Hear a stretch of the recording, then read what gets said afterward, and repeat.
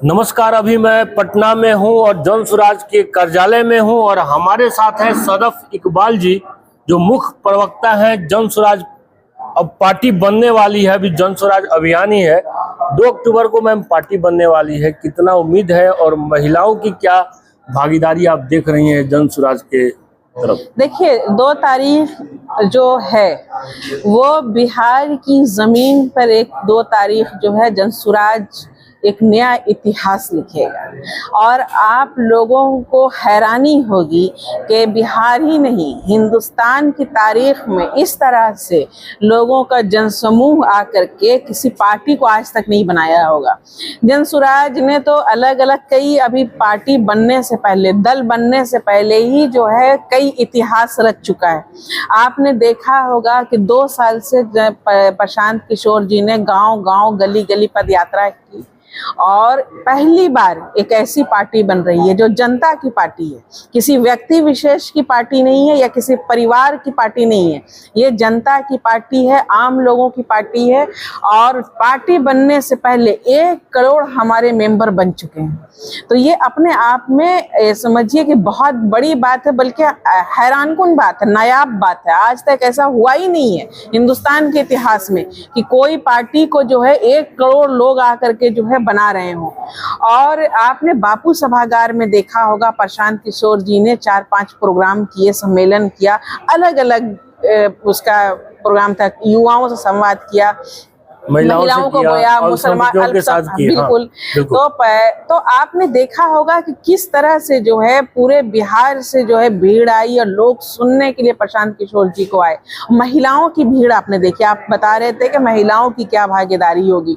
2 तारीख को तो खैर आप देख लीजिएगा। आपने बापू सभागार में देखा है कि किस तरह से 15 से 20 हजार महिलाएं सुदूर इलाकों से आई प्रशांत किशोर जी को सुनने के लिए और उनके विचारधारा को अपने साथ लेकर के अपने क्षेत्र में तमाम महिलाएं गई। और महिलाओं को प्रशांत किशोर जी के अंदर कोई नेता नजर नहीं आता है, उनको महिलाओं को प्रशांत किशोर जी की शक्ल में अपना बेटा, अपना भाई नजर आता है, जिस पर वो विश्वास करती हैं। और प्रशांत किशोर जी ने उनको एक वादा किया है उनके साथ और उनको एक यकीन और एक उम्मीद थमाई है कि महिलाओं के विकास का वो ढिंढोरा नहीं पीटते हैं, बल्कि ठोस कदम उठाएंगे, महिलाओं को आगे बढ़ाएंगे। आज तक जितनी भी आप राजनीतिक आप जानते ही हैं कि महिलाओं को किस तरह से ठगा गया है, महिलाओं को किस तरह से जो है उपयोग किया गया है एक वोट बैंक के तौर पर। तो जन स्वराज की विचारधारा वैसी नहीं है, वो महिलाओं को वोट बैंक के तौर पर नहीं देखती है। वो जानती है कि महिलाओं का आधी आबादी है और महिलाएं बेहद ताकतवर हैं और अगर ये महिलाओं की ताकत जन स्वराज के साथ आकर के खड़ी हो गई है, जुड़ गई है, तो फिर आप समझिए कि जन स्वराज किस कदर मजबूत है, आप इसका अंदाजा नहीं लगा सकते।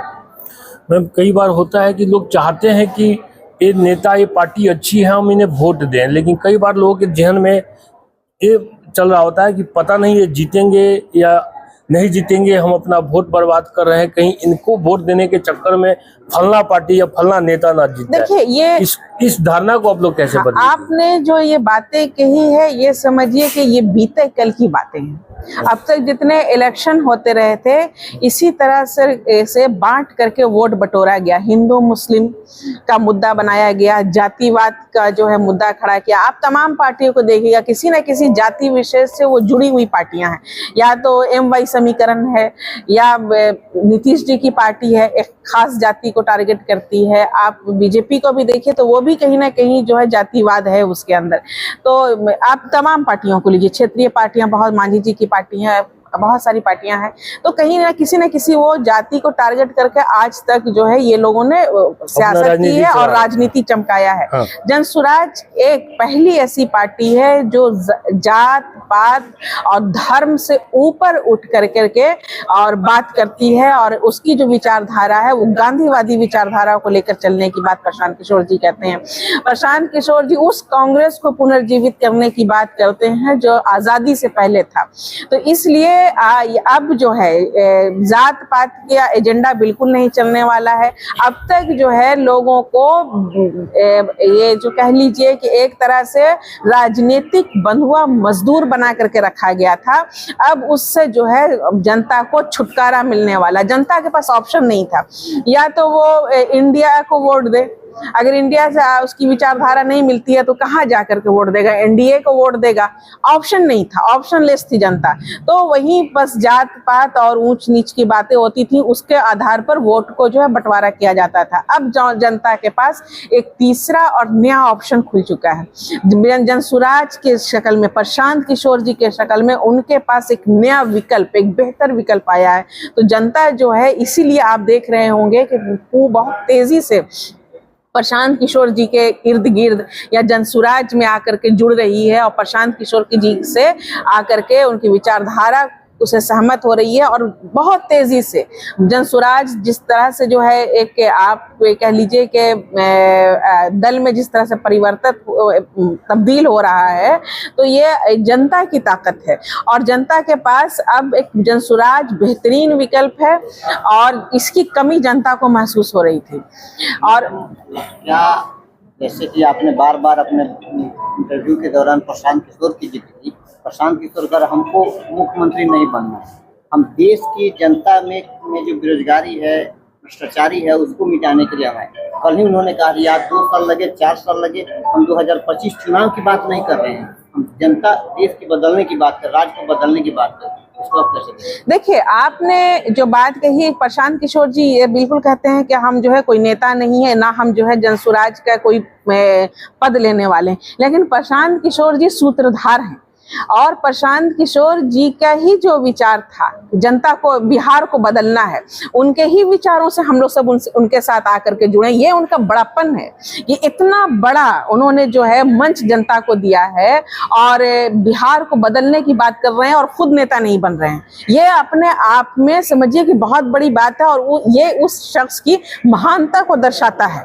आप इससे समझिए। दूसरा, आप किसी भी पार्टी के किसी भी चेहरा को लीजिए, तो वो पहले जो है कुर्सी पर बैठने के लिए खुद अपना प्रयास करते हैं, और चाहते हैं कि सबसे पहले जो कुर्सी हमको मिले। ये प्रशांत किशोर जी हैं कि जनता को, आम लोगों के दरमियान से, अच्छे लोगों को, पढ़े लिखे लोगों को, सुलझे हुए लोगों को, जो जनता के बीच जा करके जो नेतृत्व कर सकें, उनके अंदर के लीडरशिप को उभार रहे हैं और उनको आगे बढ़ाने का काम कर रहे हैं। तो ये अपने आप में एक अनोखी बात भी है, और एक नई बात भी है। आप महिला हैं और मुस्लिम समाज से आती हैं। बिहार में, देश में माना जाता है कि मुस्लिम वोट वही जाता है जो भाजपा को हराने का दमखम रखता है। ऐसे में आपके समाज का वोट जनसुराज को मिलेगा, इसके प्रति आप कितना? देखिए, मिलेगा ही नहीं, बल्कि मुस्लिम समाज जो है पूरी तरह से प्रशांत किशोर जी की तरफ तेजी से आ रहा है। और मुस्लिम वोट बैंक की सबसे बड़ी खूबी ये है कि मुस्लिम वोट जो है टूटता नहीं है, अगर जिधर भी जाएगा बल्क में जाएगा। और इसीलिए हर पार्टियां मुस्लिम वोट बैंक को साधने की कोशिश करती हैं, और आरजेडी इसमें बहुत हद तक कामयाब रही है, क्योंकि उसने एक खास पार्टी का जो है भय दिखा करके मुसलमानों को वोट, भाजपा का भय दिखा करके अपना वोट बटोरने का इन्होंने 35 साल से काम किया। और एक छत्र जो है 35 साल से आरजेडी ने जो है मुसलमानों का वोट लिया है। लेकिन क्या था कि मुसलमानों के पास मजबूरी थी, मुसलमानों के पास विकल्प नहीं था। मुसलमानों ने कांग्रेस को भी जो है आजमा करके एक लंबे अरसे तक देखा था। भागलपुर दंगे के बाद जो है मुसलमानों का मोह भंग हुआ कांग्रेस से, और फिर जो है उनके सामने उस वक्त नया विकल्प लालू जी के तौर पर खड़े हुए, और उन्होंने जो है एक ऐसा चेहरा बनाया कि हम माइनॉरिटी के बहुत बड़े शुभचिंतक हैं। इसलिए जो है मुस्लिम वोट बैंक जो है उनकी तरफ खिसका।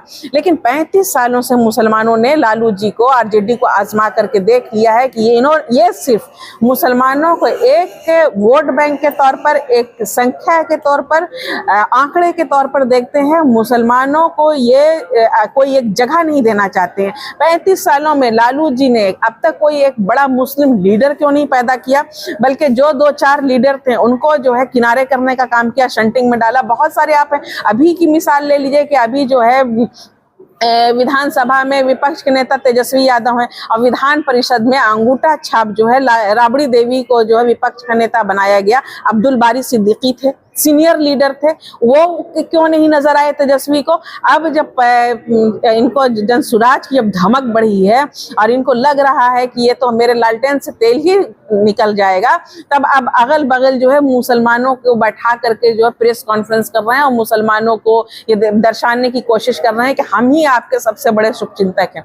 लेकिन मुसलमान इतना बेवकूफ नहीं है, वो 35 साल से उसको ठगा गया है। अब मुसलमानों के पास, चूंकि विकल्पहीन थे मुसलमान, अब उनके पास एक बेहतरीन विकल्प है प्रशांत किशोर जी की शक्ल में, जनसुराज की शक्ल में। और प्रशांत किशोर जी पहले व्यक्ति हैं जिन्होंने ये वादा किया है कि आपको हर किसी को उसकी आबादी के हिसाब से जो है हिस्सेदारी दी जाएगी। तो पहली बार मुसलमानों को 40 सीट देने की किसी पार्टी ने बात की है। कोई एक ऐसा आदमी आया है जो कहता है कि तुम्हारे दरमियान जो लीडरशिप की कमी है, तुम अपने दरमियान लीडर उभारो, तभी तुम्हारे मसाइल हल होंगे। तुम्हारे मसाइल को सुनने वाला कौन है? जब तक तुम्हारे दरमियान से बड़ा लीडर पैदा नहीं होगा, तब तक तुम्हारी बात जो है विधानसभा में, राज्यसभा में नहीं कोई उठाने वाला होगा। तो इसलिए ये सारी बातें मुसलमानों की प्रॉब्लम्स पे बात कर रहे हैं, मुसलमानों के अंदर लीडरशिप का जो गैप है उस पर बात कर रहे हैं, मुसलमानों के अंदर जो शिक्षा की कमी है उस पर बात कर रहे हैं, रोजगार की कमी है उसके ऊपर बात कर रहे हैं। तो मुसलमान क्यों ना जुड़ेगा प्रशांत किशोर जी से, जब उसके सामने एक साफ सुथरी छवि का आदमी, पढ़ा लिखा, हाईली क्वालिफाइड आदमी आया है और तमाम समाज को लेकर के आगे बढ़ने की बात कर रहा है। तो मुसलमान भी तो इसी समाज का अंग है। आपके शरीर का कोई एक अंग स्वस्थ नहीं रहेगा, आपका एक हाथ ही काम नहीं करेगा, फालिज मारा हुआ रहेगा, तो आप तो स्वस्थ नहीं कहलाएंगे। तो इस बिहार के शरीर का अंग मुसलमान भी तो है। तो प्रशांत किशोर जी का कहना है कि तमाम समुदाय को, तमाम लोगों को आगे बढ़ाएंगे, सभी को तरक्की होगी, तभी जाकर के बिहार की तरक्की मुमकिन है। जनसुराज में आप अपनी भूमिका क्या देखती हैं? क्या आने वाले समय में चुनाव आप लड़ेंगी?